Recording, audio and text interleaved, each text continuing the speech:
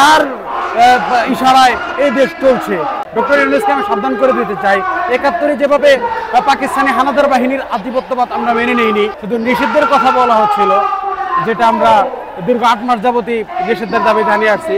কিন্তু একটু আগে একজনের বক্তব্য শুনলাম, তিনি শুধু নিষিদ্ধ চেয়ে ক্ষান্ত না, বরং দৃশ্যমান বিচার কার্যও দেখতে চায়। তো একটু আশা জাগলো আর কি, কারণ আমার এখানে যেহেতু সাধারণ জনতা, আমার এখানে আসার একমাত্র উদ্দেশ্য হচ্ছে সুনির্দিষ্ট শাস্তির রোডম্যাপ ঘোষণা করতে হবে প্রশাসনের পক্ষ থেকে।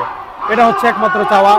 ডক্টর ইউনূসকে বলতে চাই, উনি ঈদের দিন পর্যন্ত জনগণের সেন্টিমেন্টের ভিতরে ছিল বিদায় ঈদের দিন তাকে 5 বছর বলে জনগণ সমর্থন দিয়েছে।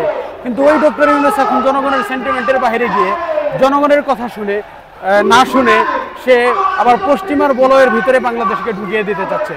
সে চট্টগ্রামে করিডোরের ব্যবস্থা করছে, অথচ দেশের আপামর জনতা চাচ্ছে আওয়ামী লীগ নিষিদ্ধ হোক, আওয়ামী লীগের বিচার কার্য দৃশ্যমান হোক। ডক্টর ইউনূসকে আমি সাবধান করে দিতে চাই, ৭১ যেভাবে পাকিস্তানি হানাদার বাহিনীর আধিপত্যবাদ আমরা মেনে নিইনি, তদ্রুপভাবে ৫ আগস্টের পরে ভারতের আধিপত্যবাদ থেকেও বাংলাদেশকে আমরা মুক্ত করেছি। আমি চাই এখন বাংলাদেশ একক শক্তি হিসেবে বিশ্বের বুকে আবির্ভূত হোক, কিন্তু ডক্টর ইউনূস হয়তোবা সেটা হতে দিতে চাচ্ছে না, কারণ সে এই বাংলাদেশকে পশ্চিমা বলয়ের ভিতরে ঢুকিয়ে দিতে চাচ্ছে। তো ডক্টর ইউনূসকে বলতে চাই, ৫ আগস্টের আগে আপনার কিন্তু বাংলাদেশে ঢোকার অনুমতি ছিল না। যদি আসতেন তাহলে শেখ হাসিনা কিন্তু আপনার অবস্থা খারাপ করে দিত।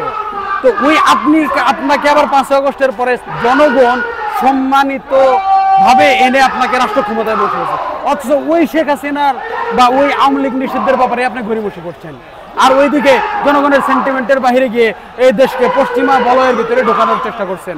ডক্টর ইউনূস, যেভাবে আপনি পশ্চিমায় ছিলেন, যদি জনগণের সেন্টিমেন্টের পক্ষে না আসেন এবং পশ্চিমা আধিপত্যবাদকে বাংলাদেশের বুকে চাপিয়ে দিতে চান, তাহলে কিন্তু জনগণ যেভাবে সম্মান করে আপনাকে এনেছে, 5 বছর বলে সমর্থন দিয়েছে, এই জনগণই কিন্তু আবার আপনাকে শক মেরে পশ্চিমে পাঠিয়ে দিতে একটু দ্বিধাবোধ করবে না।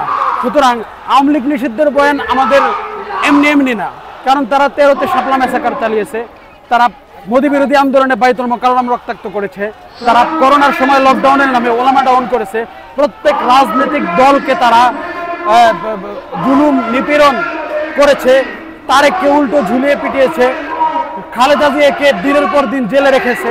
তো এমন কোনো বিরোধী শক্তি নাই যে শক্তিকে তারা শাস্তি দেয় নাই। তো তাদের শাস্তি এখনো কেন দেশের মধ্যে কার্যকর হচ্ছে না? কার ইশারায় এই দেশ চলছে?